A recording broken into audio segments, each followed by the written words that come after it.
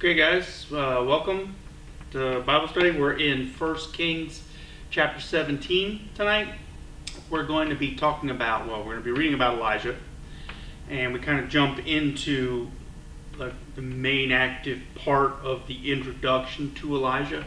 And next week we're going to get into some more detail about him, kind of where he came from, what his story is, and etc. Because it's split over the Bible, but this first part in 1 Kings 17 is more to do with his development of how he became what we know as Elijah. And it's very important that when we're reading this that we understand that the reason the events happened in here were to both get Israel to turn around and return back to God, but it was also to develop Elijah so that he could in the eyes of the people, defeat Baal with God. So this development takes place in the form of suffering through a drought and having to rely on God. Now, the one thing that we're flip-flopping back and forth here, right? So we did Daniel, and then we did Jonah. My brain is mud right now. We did Jonah, and now we're going back to Elijah, and what we're doing is we're kind of focusing on the the impact it has when you are less faithful, and the impact it has when you forget that God provides everything and you just need to rely on Him. So Daniel, through his entire servant life, all 87 years or however long it was, he was completely reliant on God, trusted Him 100%, and everything, although wasn't fun, everything worked out for Daniel. Jonah was not completely reliant on God, relied on himself a lot, didn't understand the application of grace as it relates to other people, so he didn't quite have the full message of God. And then, because he was disobedient, because he listened to himself rather than God, he had quite a bit of trouble. And we studied that, and now I want to go back to Elijah. Elijah is the only one in the Bible who got sucked to heaven on a chariot of fire. So he must be a pretty cool dude. So let's read about him. So here we are, 1 Kings 17. Old Testament stuff, it's good. So it starts out, it says, now Elijah the Tishbite, so Tishbite he was from a specific town called Tishbe. So he was called a Tishbite, who was of the settlers of Gilead, said to Ahab. So Ahab is the ruler of the region that Elijah is in. As the Lord, the God of Israel, lives, before whom I stand, surely there shall be neither dew nor rain these years, except by my word. So Ahab had control over this area. He was a worshiper of Baal. We're going to get into that a little more next week. But Elijah was a worshiper of God.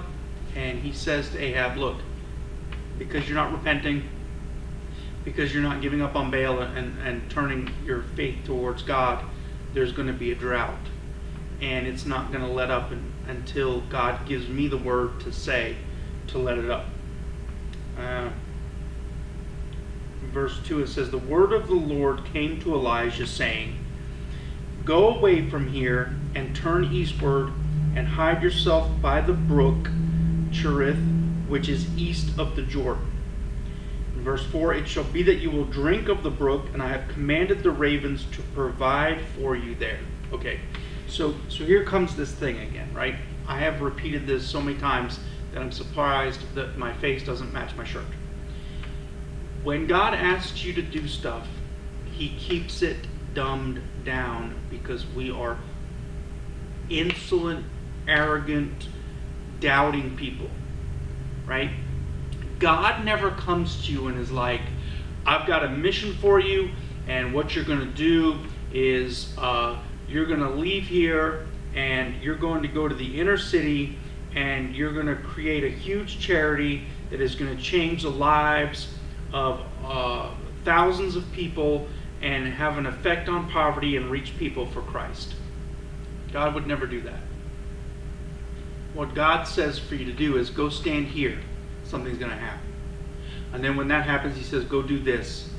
And that task is something really simple, right? So, like, for instance, you look at Jonah. God goes to Jonah and is like, Jonah, just go to Nineveh. When you get to Nineveh, I'll tell you what to say. And Jonah gets all, Nineveh, what? No, I'm not going to Nineveh, I'm going to Spain. I'm going to the beach, I'm going on holiday. Nineveh sounds too uncomfortable, too hard, too complicated. And I don't speak the language, I don't know the people, I don't know the customs.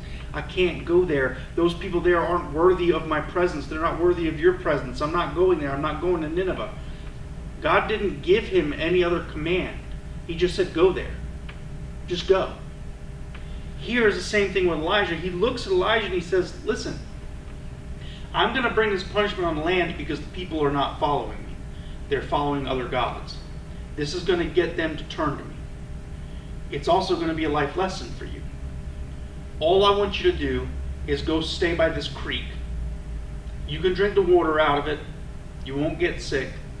And I'm going to have ravens bring you food. All you got to do is go sit. Now, I think a lot of times we overcomplicate things way too much. All God is doing is asking Elijah to go sit by a babbling brook. That doesn't sound too shabby, does it? Now listen, the accommodations are not going to be great. Elijah's living outside. Birds are bringing him food. That's not only disgusting, but doesn't sound very appetizing or very filling. A raven is a moderately large bird, but I'm pretty sure that they don't, their carrying capacity is quite limited. So the tidbits that Elijah is getting is provision. It's enough to keep him alive, enough to keep him in a steady state, but it's not satisfaction, right? When we are looking to do something for God, a lot of times we think that everything's going to be fireworks and roses. And all God says is, look, I'm going to provide for you. That does not mean you're going to be comfortable. It does not mean you're going to have what you want, but you are going to have what you need. So he says, go away from here, turn eastward, and hide yourself by the brook Cherith, which is east of the Jordan. It shall be that you will drink of the brook, and I have commanded the ravens to provide for you there. Verse 5, here's the first important step in Elijah understanding his relationship with God in the start of the defeat of Baal, which is coming. So he went and did according to the word of the Lord. He followed the instructions. For he went and lived by the brook, which is east of the Jordan. The ravens brought him bread and meat in the morning, and bread and meat in the evening, and he would drink from the brook. So the simple set of instructions, Elijah just followed them. That's complete faith. Elijah has no idea what is in store. Elijah has no idea what things have to be overcome. He just has a set of instructions from God. Go sit here, drink the water when you're thirsty. The ravens will bring you enough food to keep you alive. That's all I'm asking of you. So the ravens brought him bread and meat in the morning and bread and meat in the evening, and he would drink from the brook. It happened after a while that the brook dried up because there was no rain in the land. So you're like, oh, the calamity, right? God never said that the brook was going to last forever. God never said that he was going to send the ravens forever. God said, go here and do this. When something changes, I'll come back to you, right? I've got it. I can handle it. I think a lot of times when we get in a sticky situation working for God, when we get in a moment of unsureness, we start looking around for our own solutions instead of waiting for God. God has a plan all along. Go hide by the brook. When the brook runs dry, I'll come back to you and we'll set up something else, right? So here comes the something else in verse 8. It says, then the word of the Lord came to him saying, arise, go to Zarephath, which belongs, I probably pronounced that wrong. I practiced it all day, it doesn't matter. Which belongs to Sidon, and stay there. Behold, I have commanded a widow there to provide for you. Now, this is very interesting. Back in those days, the job of the church was to take care of the widows and orphans. And the reason why the job of the church was to take care of the widows and orphans is because the Jews made it an excuse that they gave all of their money and resources to the church. Therefore, they could not care for them, so it was the church's job to care for them. Even more interesting is the place that we're at is Baal worship, right? They don't worship God, so they don't necessarily follow the same rules in culture. So probably the widow was pretty hard off. She had nobody to help her, nobody to lend a hand. We find out that she has a son living with her, which is probably how she's still alive. But between the two of them, there probably wasn't much to go around. This is an exact example of God showing who he is. He doesn't send Elijah to, a king's servant that has access to the king's food and the king's resources. He doesn't send Elijah to a rich man's farm. He sends Elijah to a widow's house.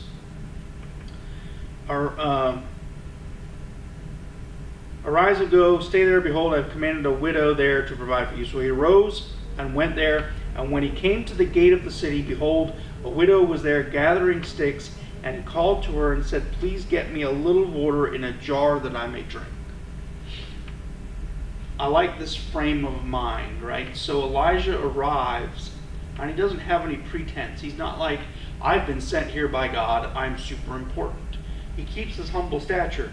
And you say, well, what do you mean? Well, the only thing he asks for, remember now, he's been living outside by a brook. I don't know if he built a shelter. I don't know if he just slept under a rock. We don't have those details, right? But his living conditions were not that great, and he's been fed by ravens. Even if it was 100 ravens bringing him a pellet of dog food all day long, that's still not very good, right? When he gets to the widow, not only has God said, I have a widow for you, and he runs into the widow, but when he gets to the widow, he doesn't ask for anything other than a small jar of water. Just a little bit of water. He's thirsty. He's been traveling, right? He doesn't say, sit down, crack open a bottle of wine and make me your finest roast duck, Miss Widow. He doesn't do any of that. He keeps his humbleness. When we are serving God, it is so important that you remember that God can pick anybody to do anything at any time. Although the work you are doing is important, it does not make you important. It makes the work important. You cannot go into doing work for the Lord and not be humble. It's absolutely impossible. Because the moment you lose your humbleness, you are no longer doing work for the Lord. You're doing work for you. Right? So Elijah, lesson for us in his building of his character by being forced into this drought scenario, forced into living by a creek, forced into hanging out with a widow, Elijah has learned to stay humble and just listen to God. In verse 11, as she was going to get it, he called to her and said, please bring me a piece of bread in your hand. Right? So I'm not asking for much. I've been traveling. Look, I'm a little thirsty. My stomach's growling. If I could just have like a little saltine cracker. Just a little something to nibble on to make myself feel better. I've been fed by ravens. They've been bringing me worms and caterpillars. I'm not real pleased about that.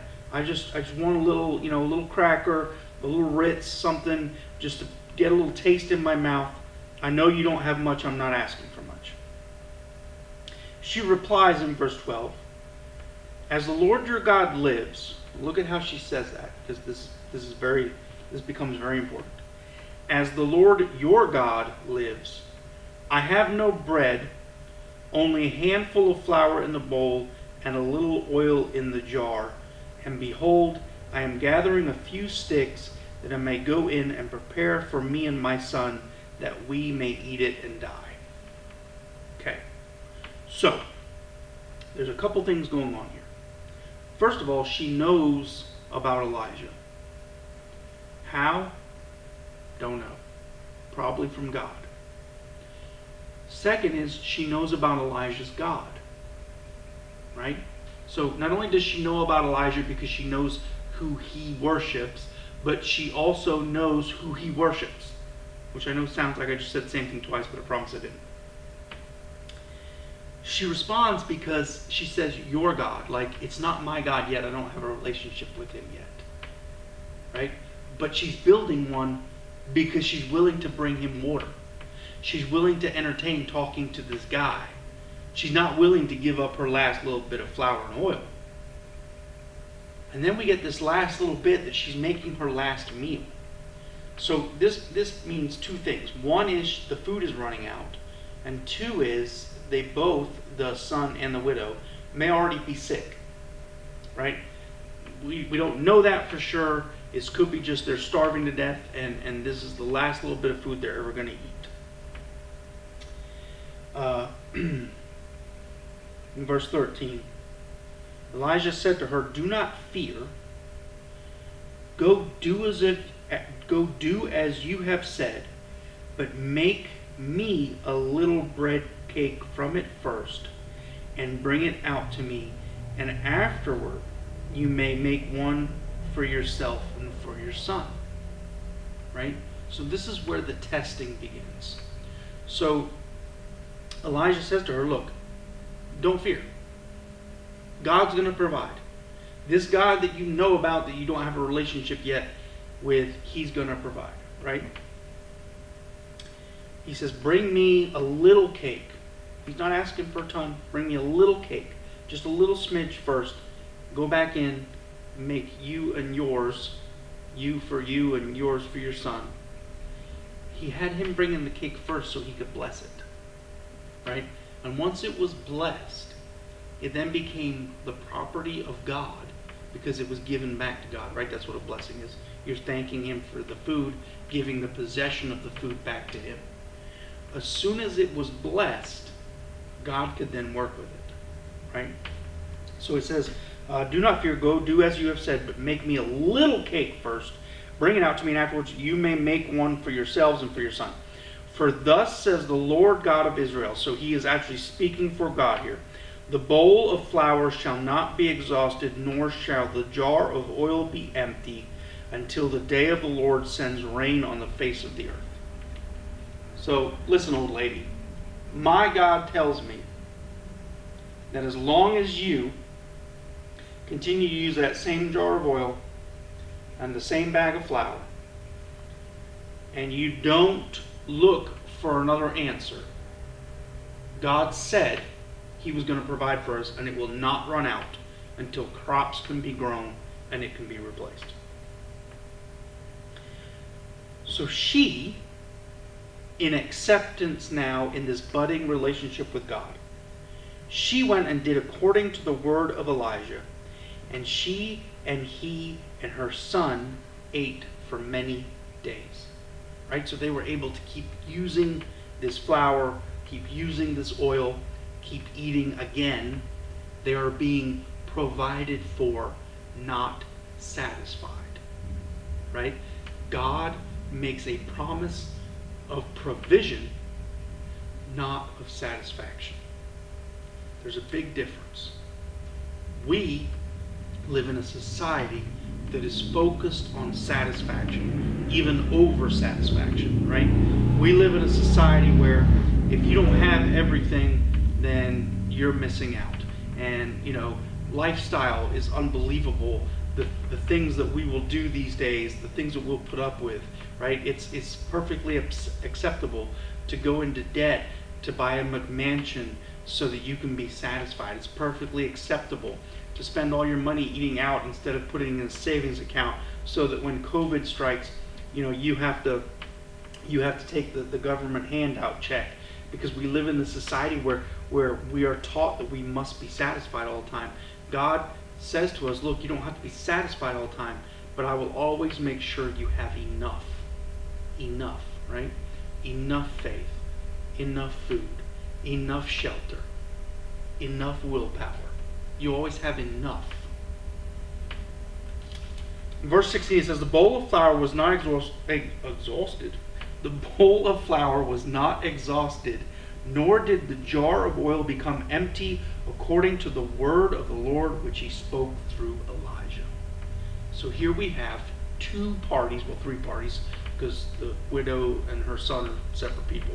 We have three parties that are literally experiencing growth in faith through just listening. Right? Just listening to God, not overcomplicating stuff. Nobody's looking in the oil and taking a measurement every day. Nobody's weighing the bag of flour every day. Every day they pour it out, and enough comes out that they need, and every day their faith is blossomed a little bit further and a little bit more, because they're not doubting, they're just doing what God asked, right? So we look at this big picture thing, right? So if I came to you and I was like, look, God's going to come to you and he's going to have you pray a prayer that it doesn't rain for 3 years.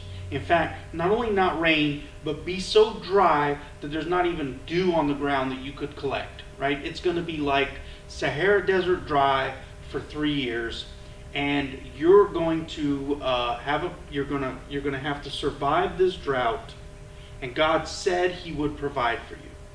If we heard that, all those details, we would immediately flip out. We would start like digging swimming pools, digging ponds, storing water, storing food. And God said, look, you don't have to do any of that.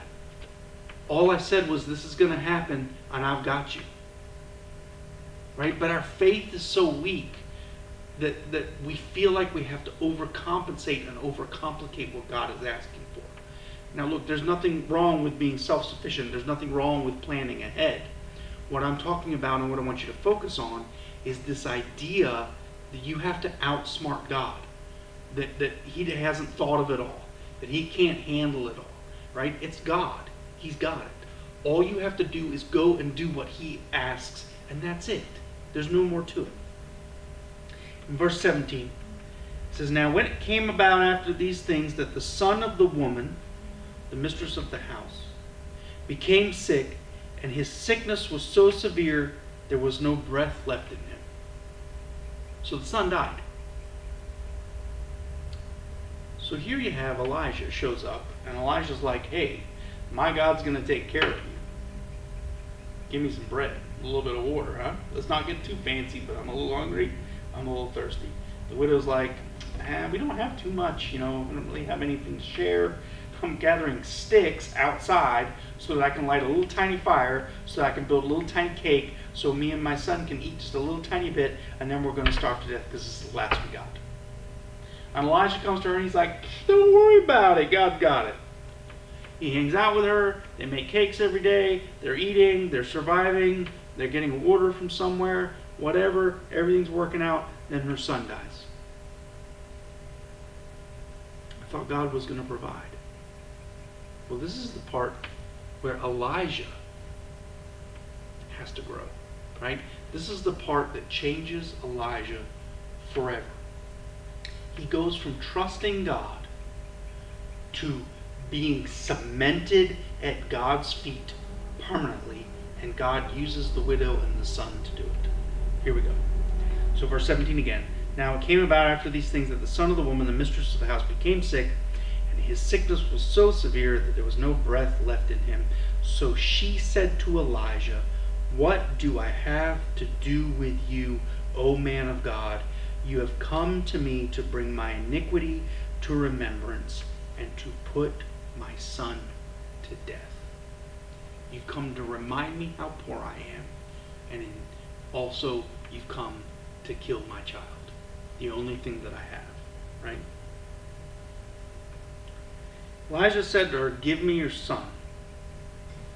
He took him from her bosom and carried him up to the upper room where he was living and laid him on his own bed.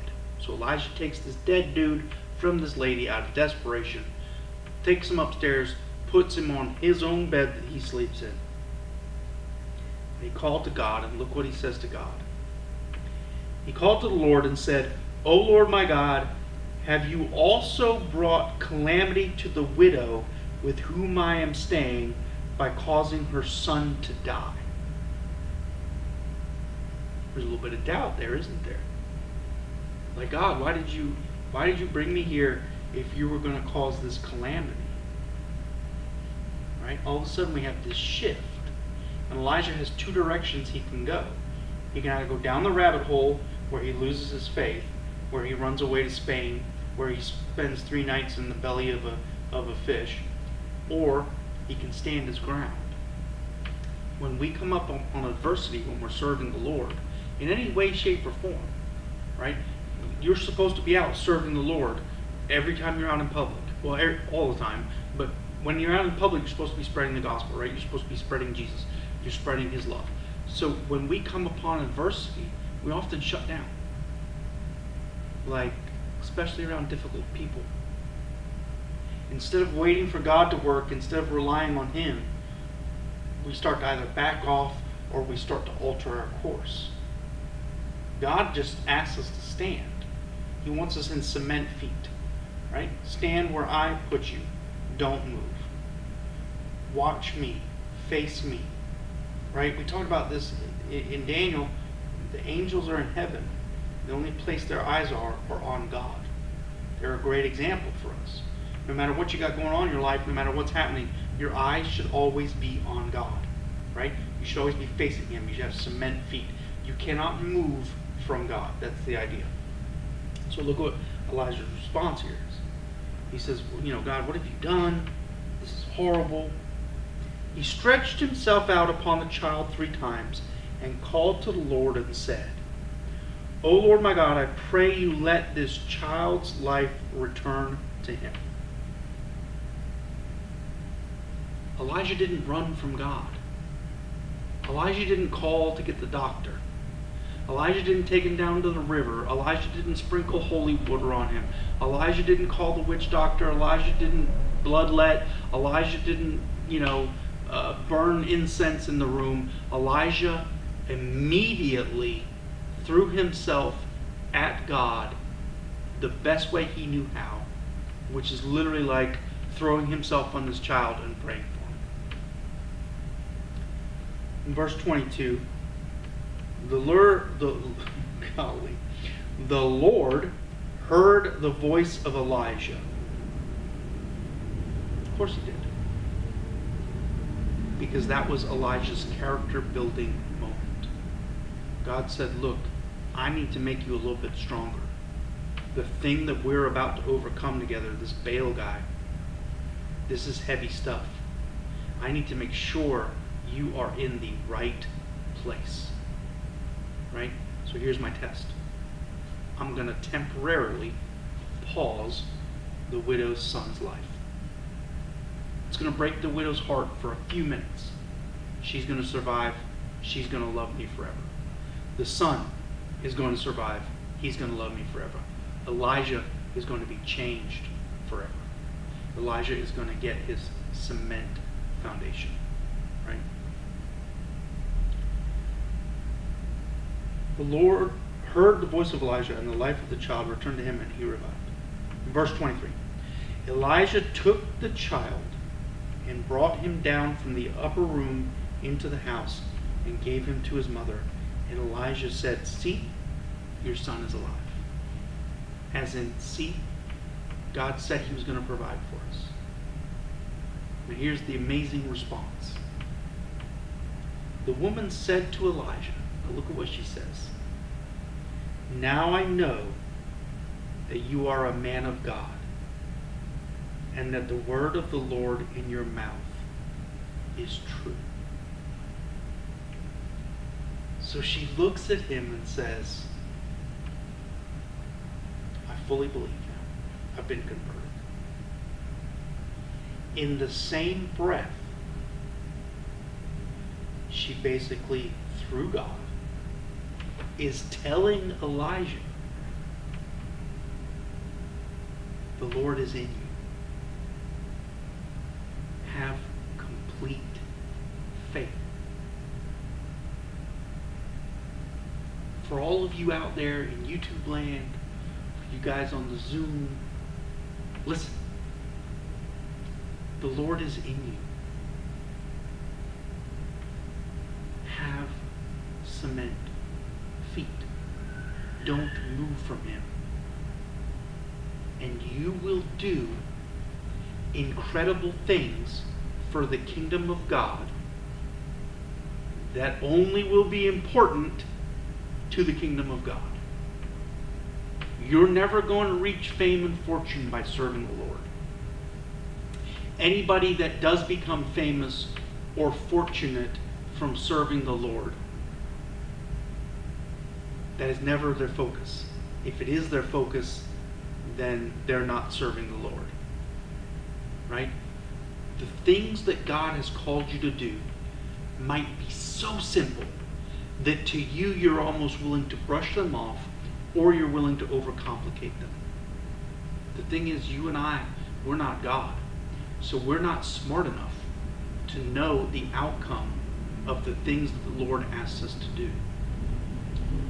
When Elijah received the instructions to pray that it didn't rain for 3 years, he did not know that he was going to convert a widow and her son, and in the process build his own faith up to an amazing foundational level. He didn't know that. He just did what God asked him to do.